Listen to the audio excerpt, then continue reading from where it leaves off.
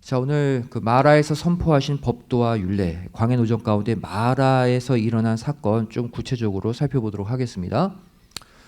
자, 우리 지난번 공부를 했죠. 홍해를 건넌 후 마라에 도착했을 때의 날짜가 계산됐어요. 출애굽 1년 종교력입니다. 하나님의 달력으로 1월 24일, 요일로도 토요일이다.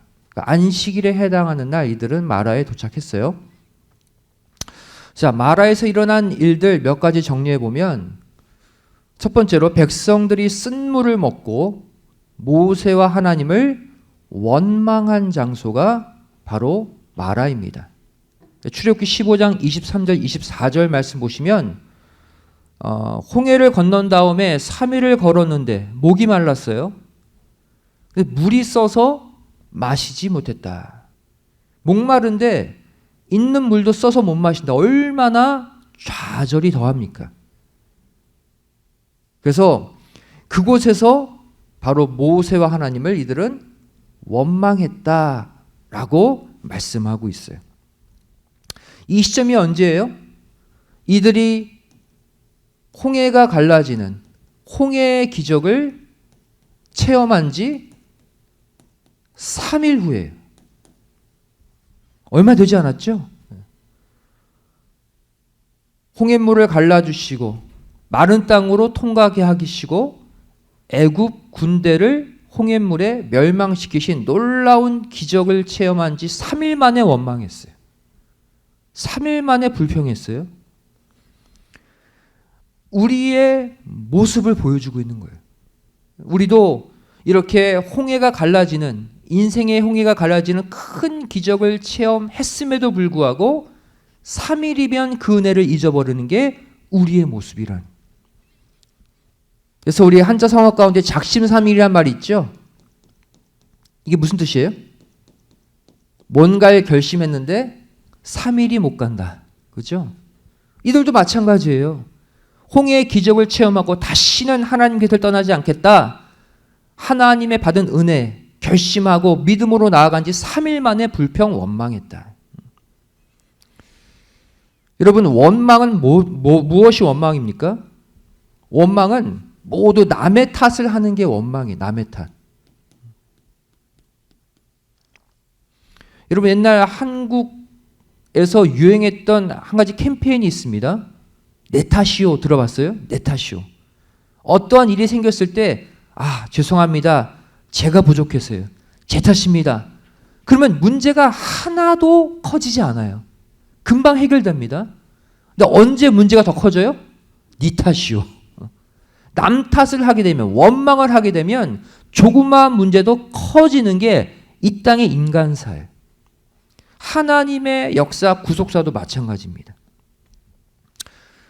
남 탓하면 일은 커지고 내 탓하면 바로 모든 문제가 해결되는 게 하나님의 구속의 역사예요.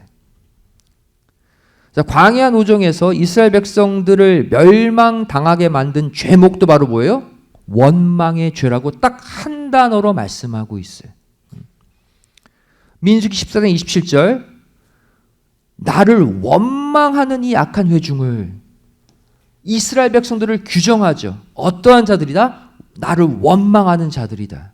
내가 어느 때까지 참으랴? 이스라엘 자손이 나를 향하여 원망하는 바, 그 원망하는 말을 내가 들었노라. 하나님이 가장 가슴 아팠던 것은 한 단어예요. 원망. 또 민수기 14장 29절 30절 말씀 보시면 너희 시체가 이 광야에 엎드러질 것이라. 다 죽는다는 거예요. 가나안 땅 못 가고. 이유는 하나입니다. 누가 죽어요? 나를 원망한 자 전부가 죽을 거다. 갈렙과 여호수아 빼고 나를 원망한 자 전부가 죽을 거다. 이들이 광야에서 멸망당한 이유는 원망했기 때문이다. 이 광야 노정을 가지고 사도 바울의 권면의 말씀도 그 장면에 나옵니다. 고린도전서 10장 10절 말씀. 저희 중에 어떤 이들이, 광야 노정이죠, 원망하다가 멸망당했다. 너희는 저희와 같이 원망하지 말라. 여기서 너희는 누구예요? 1차적으로 고린도 교회 성도들에게 준 편지잖아요. 고린도전서. 1차적으로는 고린도 교회 성도들이죠. 너희도 원망하지 말라. 멸망당한다. 이것은 더 나아가 오늘날 마지막 종말을 사는 종말 교회 성도들을 향한 하나님의 말씀이에요. 오늘날도 마찬가지라는 거예요. 이 교회 생활이 광야 노정인데, 천국 가는 노정인데, 원망하지 않으면 천국 입성이, 한마디로. 원망하면 중간에 다 낙오한다. 그 얘기를 바울이 동일하게 하고 있는 거예요. 자, 두 번째로 마라의 사건. 이 쓴물에 하나님이 지시하신 한 나무를 던졌더니 쓴물이 단물로 바뀌었습니다. 출애굽기 15장 25절이죠. 모세가 대표로 부르짖었어요. 여호와께서 그에게 한 나무를 지시하시니, 아무 나무나 던져서 단물 되는 게 아니에요. 하나님이 지시하신 나무를 던져야 돼요. 그 나무를 던지니까 물이 달아져서 이들이 마셨다. 하나님이 쓴물을 단물로 만드시기 위해 지시하신 나무는 이 땅에 하나밖에 없습니다. 바로 뭐예요? 예수님이 달리신 십자가의 나무예요. 십자가의 나무. 우리 인생에 우리가 목마를 때 어떤 해결책을 잡았어. 그 목마름을 해결하려고 마셔봤는데 쓴 물이야. 그런 경우 있잖아요. 근데 그 쓴 물의 상황을 단물의 상황으로 만드는 것은 무엇이냐? 우리 삶 속에 쓴 인생 가운데 예수님의 십자가를 가지고 오면 돼요. 그동안 예수님 믿는다고 하면서도 내 뜻대로 살 때는 늘 쓴물 마십니다. 그런데 다시 내가 예수님의 십자가 앞에 엎드리고 예수님의 십자가를 붙잡고 사는 삶, 예수님의 십자가를 내 삶에 가지고 오는 삶이 되기만 하면 그 쓴물은 단물의 상황으로 순간 바뀌는 거예요. 자, 그래서 말씀을 깨닫고 기억하게 하는 가장 빠른 방법이 바로 뭐냐? 그 말씀을 하나님은 사건으로 만들어서 체험하게 하십니다.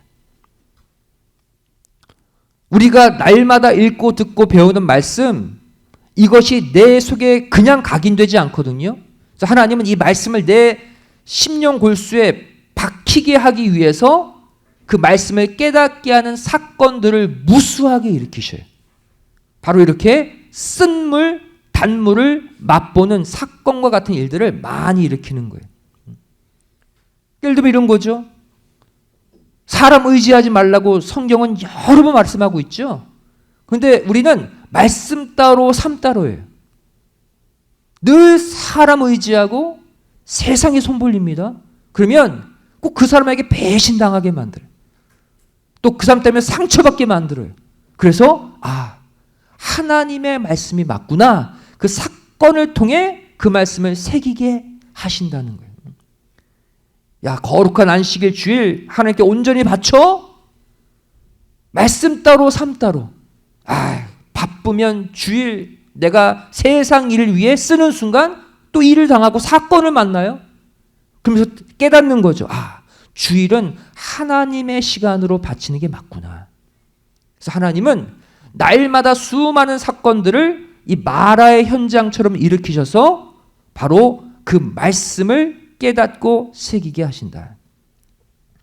세 번째 마라의 교훈이죠. 하나님은 바로 그 마라, 그 장소에서 쓴물을 단물로 바꾸시는 그 사건을 통해 결국 법도와 율례를 정하고 그들을 시험하셨다. 잘 보세요. 그들에게 쓴물, 단물 사건을 체험케 한 목적이 나와요. 결국 뭐예요? 법도와 율례 깨닫게 하려고 해요. 말씀 깨닫게 하려고 이 사건 주셨다는 거예요. 오늘 공부의 핵심은 바로 마라에서 정하신 법도와 율례입니다. 출애굽기 15장 25절에 나오죠. 그 쓴물, 단물 만드신 그 현장에서 하나님이 결국 뭐 하셨다? 법도와 율례를 정하시고 그들을 그것으로 시험하셨다. 여기서 법도와 율례가 나옵니다. 법도는 히브리어 호크, 규칙, 법령이라는 뜻인데 이 호크에 남성 단수형을 쓰고 있어요. 그러면 여러 법도 가운데 하나의 법도만 주셨다는 거예요. 마라에서. 또 율례, 히브리어 미시파트, 심판, 재판이라는 뜻이거든요. 이 또한 남성 단수 명사예요. 그 마라에서 쓴물 단물 먹이신 다음에 하나의 여러 율례 가운데 하나의 율례만 주셨다는. 독특하죠? 자, 또 정하시고라는 단어가 나옵니다. 히브리어 두다 정하다. 칼 완료형 동사를 쓰고 있어요. 다시 말해 법도와 율례, 호크와 미시파트를 정하시는 행위를 마라에서 아예 딱 정리, 완료하셨다라는 거예요. 자, 그리고 그것으로 그들을 시험하실세 그랬죠. 히브리어 나사. 피엘 완료형 동사를 쓰고 있습니다. 피엘은 강조형이거든요. 즉 하나의 법도와 하나의 율례를 쓴물 단물 사건을 통해 주시고 이것으로 아주 피엘 강력하고 철저하게 그들을 시험하셨다는 거예요. 어디서? 마라에서. 그리고 그 시험을 완료형 동사 여기서 완료하셨다. 그러니까 마라의 쓴물 단물 사건은 하나님의 분명한 계획이 있어요. 하나님이 정하신 한 법도, 한 율례를 깨닫고 이것을 지키는지 시험까지 하는 그 모든 계획이 마라 안에 있었다는 거예요. 자, 그렇다면 오늘 말씀의 핵심, 마라에서 세우신 하나의 법도와 하나의 율례는 과연 무엇일까? 자, 우리가 계속적으로 지금 고민되는 게 바로 뭐예요? 이스라엘 백성들의 광야 노정 가운데 하나님의 계명, 십계명과 율법은 어디서 처음 원래 본격적으로 주어졌어요? 11번째 진친 시내 광야, 시내산이죠.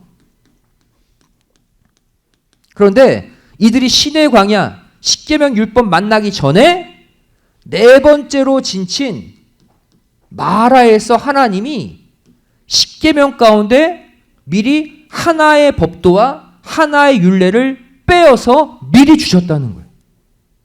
어디서? 마라에서. 그럼 십계명 가운데 이 한 법도와 한 율례가 얼마나 중요한지 알 수 있죠. 미리 마라에서 쓴물 단물 사건을 주시고 이 법도, 이 율례를 먼저 깨닫게 하시고 먼저 시험하신 거예요. 우리가 그 장면을 이 마라에서 만날 수가 있습니다. 자, 그럼 마라에서 주신 한 법도와 한 율례는 어떠한 의미를 갖고 있느냐? 먼저 이 법도와 율례를 주신 순서를 보면 법도를 먼저 정하시고 그 다음 율례를 정하셨습니다. 하나의 법도, 하나의 율례도 순서가 있다는 거예요. 법도가 앞서고 율례가 뒤따릅니다. 자, 법도는 히브리어 호크라는 단어예요. 그럼 판의 색이다라는 뜻의 히브리어 하카크에서 유래했는데 이거는 히브리 이제 법정 사전으로 보면 호크는 어떠한 법이냐면 엄정하게 규정되어 문서화된 조항을 뜻하는 단어다. 좀 어렵죠? 한마디로 말하면 십계명 가운데 첫 번째부터 네 번째 계명, 하나님과 인간과의 관계를 가리키는 대신 계명을 뜻하는 단어가 호크입니다. 하나님과 인간 사이 지켜야 할 규례, 이것이 히브리어 호크예요. 그 여러 호크 가운데 하나를 마라에서 먼저 주셨다는 얘기예요. 자, 시편 2편 7편 말씀 보시면 내가 영을 전하노라 하나님이 말씀하셨죠. 하나님이 인간에게 영을 전파한다. 이 영이 호크예요. 영이 바로 뭐예요? 호크. 바로 인간이 하나님께 지켜야 할 규례를 주신 거예요. 그래서 여기에서 영은 호크, 하나님과 인간 사이의 대신 계명을 뜻합니다. 또 하나의 율례를 마라에서 주셨죠. 히브리어 미시파트. 이거는 재판하다라는 뜻의 히브리어 샤파트에서 유래된 명사입니다. 미시파트는 재판장에 의해 공포된 법령이나 판결을 가리키는 단어. 즉 인간과 인간 사이에 지켜야 할 율례, 판결이라는 뜻을 가진 단어가 미시파트예요. 십계명으로 보면 5번째 계명부터 10번째 계명인 대인계명을 뜻하는 단어가 미시파트입니다. 하나님이 인간 서로들끼리 지키라고 주신 계명, 이것이 미시파트예요. 이 여러 미시파트 가운데 하나를 어디서? 마라에서 먼저 떼어다가 쓴물단물 사건 직후에 주셨다는 거예요. 이해되시죠? 자, 예를 들어 볼게요. 민수기 27장 11절 우리 함께 읽어볼까요? 자, 시작. 그 아비의 형제도 없거든 그 기업을 가장 가까운 친족에게 주어 얻게 할지니라 하고 나 여호와가 너 모세에게 명한 대로 이스라엘 자손에게 판결의 율례가 되게 할지니라 그랬어요. 그죠? 여기서 판결이 바로 뭐예요? 미시파트예요. 미시파트.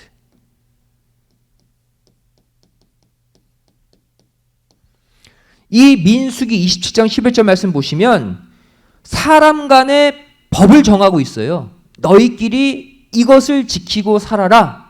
사람과의 대인 계명을 지금 명하고 계시거든요.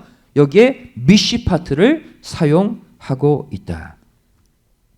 그래서 성경은 이 대신관계, 하나님과 인간 사이의 계명을 뜻하는 호크를 사람 사이 지켜야 될 계명, 대인관계를 뜻하는 계명, 미시파트보다 항상 앞서서 기록하고 있는 것을 볼 수 있습니다. 여러분, 십계명의 순서도 마찬가지죠. 십계명도 크게 대신계명과 대인계명으로 이루어져 있죠. 근데 무엇이 먼저 나와요? 대신계명. 하나님과 인간 사이에 지켜야 될 계명이 첫 번째부터 네 번째까지잖아요. 대신계명이 먼저 나오고 5번째부터 10번째 인간 사이에 지켜야 될 대인계명이 뒤따라 나오는 순서와 마찬가지입니다. 반드시 호크와 미시파트 둘이 동시에 나올 때 호크가 항상 먼저 나와요. 무엇을 가리킵니까? 하나님이 항상 인간보다 앞선다는 것을 보여주고 있죠.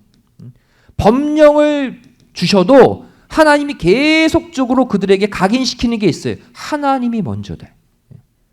하나님과의 관계를 확립하는 게 먼저고 그 다음 너희 사이의 관계도 확립하라. 그래서 항상 대신계명을 대인계명보다 먼저 기록하고 있습니다. 자, 성경에서 호크와 미시파트가 함께 사용되는 경우가 있어요. 자, 호크와 미시파트가 한 짝으로 사용되는 경우는 모든 율법을 가리킵니다. 또 모든 십계명 전체를 가리킬 때 호크와 미시파트 이렇게 함께 등장해요. 하나님의 법은 대신계명과 대인계명으로 이루어져 있기 때문에 이렇게 모든 율법을 뜻하는 관용적 의미로 호크와 미시파트가 함께 사용될 때가 있어요. 예를 들어 볼게요.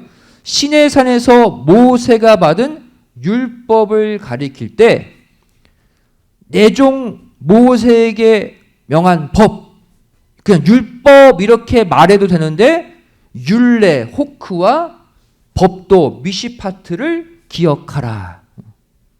율법을 기억하라 그러면 되는데 호크와 미시파트를 기억하라 이렇게 얘기하고 있어요. 이건 율법을 가리키는 관용적 의미예요. 두 번째, 모세가 선포한 율법을 가리킬 때도 이 단어가 함께 등장합니다. 오늘 내가 너에게 선포하는 이 율법과 같이 율법을 얘기하는 거예요. 이것을 규례와 법도로 풀어놓고 있죠. 호크와 미시파트. 하나님이 모세를 통해 선포하신 율법이 호크와 미시파트로 표현되어 있어요. 또 모세가 광야 2세대들에게 십계명을 선포하기 전에도 십계명을 재선포죠. 광야 2세대들에게 다시 선포할 때도 뭐라고 말씀하고 있어요? 규례와 법도, 호크와 미시파트를 들으라, 배우라. 즉 하나님의 모든 율법, 십계명을 배우라. 이것을 호크와 미시파트로 표현하고 있어요.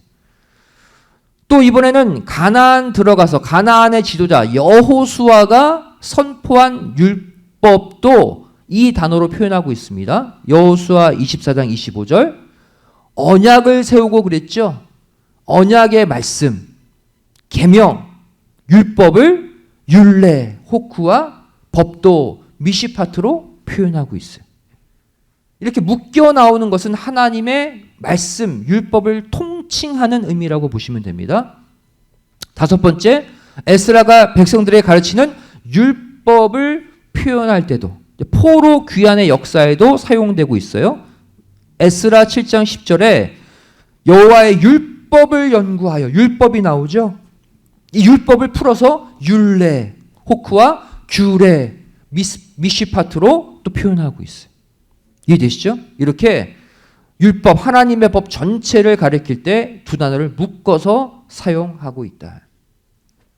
즉 하나님은 시내 광야에 도착하기 전에 시내 광야에서 십계명과 율법을 다 쏟아부어 주시는데 그 전에 네 번째 진친 마라에서 호크, 십계명 가운데 호크, 대신계명 중 하나를 뽑고 또 미시파트, 대인계명 중 하나를 뽑아서 미리 마라에서 정하시고 이것을 마라에서 지키는지 안 지키는지의 여부까지 어디서? 마라에서 시험을 끝냈다는 거예요. 다음 시간 살펴보겠지만 그럼 10계명 가운데 대신계명 1계명부터 4계명 사이 가운데 하나를 뽑았다는 거예요. 그렇죠? 그리고 대인계명 다섯 번째 계명에서 10번째 계명 가운데 하나를 뽑아서 마라에서 미리 주셨다는 거예요. 그리고 이것을 지키는 시험까지 마라에서 하셨다는 거예요. 10계명 가운데 이 두 계명이 그만큼 중요하다는 거죠. 그 계명이 무슨 계명인지 우리가 다음 시간에 살펴볼 것입니다. 자, 광야 노점의 핵심이 바로 뭐냐? 광야 노정의 핵심. 모든 사건을 총동원해서 하나님의 말씀을 깨닫고 체험하고 지키게 하는 것이 광야 노정의 핵심이에요. 잘 보세요. 마라에서도 쓴물 단물 사건을 통해서 결국 무엇을 깨닫게 하시는 거예요? 말씀. 대신계명, 대인계명, 말씀을 깨닫게 하는 게 우리의 광야교회 생활의 수많은 사건을 일으키는 목적이라는 거예요. 그러니까 우리는 하나님께로부터 쓴물의 사건을 당할 때가 있고 단물의 사건을 당할 때가 있는데 그때마다 반드시 뭘 하라고 사건 주신 거예요? 말씀 깨달으라. 그래서 하나님은 오늘날 우리에게도 말씀으로 시험하십니다. 여기서 법도와 율례로 이들을 시험하신 것처럼 하나님은 오늘날 우리에게 말씀으로 시험하셔요. 시험하신 내용은 두 가지. 바로 뭐예요? 대신 하나님과의 관계 정립을 위한 시험이거나 대인 너희 서로들 사이에 어그러진 관계 개선을 위한 시험이라는 거예요. 그러니까 어떤 분은 그래요. 하나님만 잘 믿으면 됐지. 뭐 저 사람과 내가 어떻게 지내든 그게 뭐 중요해? 하나님과만 잘 지내면 됐지. 잘못된 거예요. 하나님은요. 말씀으로 우리를 시험하시는데 반드시 하나님과의 관계 개선과 인간 사이의 올바른 관계 모두를 회복하기 위해 말씀으로 시험하신다는 것을 아셔야 돼요. 이해되세요? 하지만 하나님과의 관계가 우선인 건 맞죠.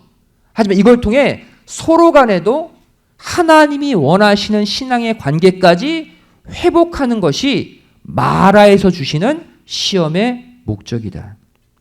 그래서 우리가 오늘 마라의 사건을 통해 우리가 반드시 깨달아야 될 건 뭐냐면 지식으로 받았던 말씀을 하나님은 수많은 마라와 같은 사건을 통해 우리 삶 가운데 체험하는 말씀으로 바꾸어지기를 원하신다는 것입니다.